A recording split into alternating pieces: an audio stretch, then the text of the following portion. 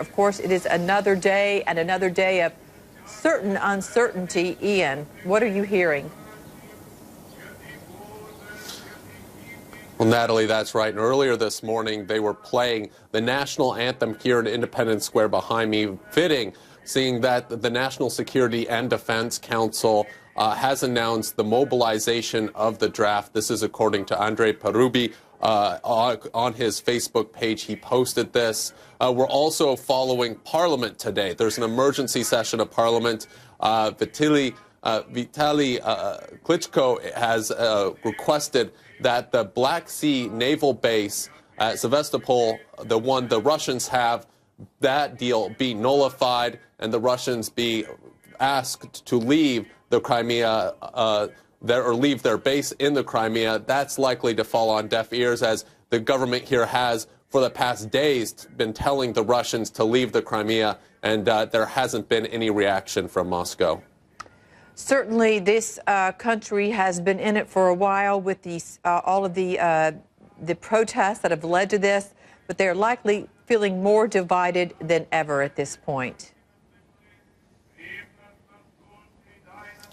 Well, it's really definitely a polarizing thing. On one side, you have the people who support the Russians, who are pro-Russia, who lean in that direction. Also, you have the other people who are pro-European. And when you have forces like the Russians coming into their country, there really is, you have to choose sides at that point. But that being said, in the East, where you do have a lot of pro-Russian leaning people, you do also have people who support the West. They're not a majority, or they're not as large in numbers as perhaps the pro-Russian, but they are still a significant part of the population. And yesterday we saw clashes between those two groups in cities across the eastern part of the country.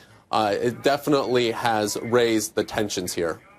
And when you start to hear about military involvement, that if there could be a military response here with Russia moving in there to the south, what are the feelings on the streets? What is that doing to the tension there in Kiev, Ian?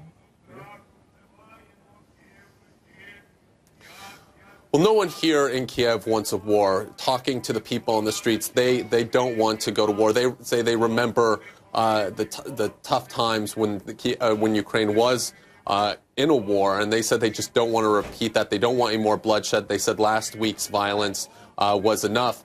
But at the same time, they say they're willing to defend themselves, and the government has come out with strong words last night, saying that Ukraine is prepared to defend itself. The military is at its highest alert level ever, and if the Russians evade, that will be a declaration of war, and Ukraine will sever ties with Russia.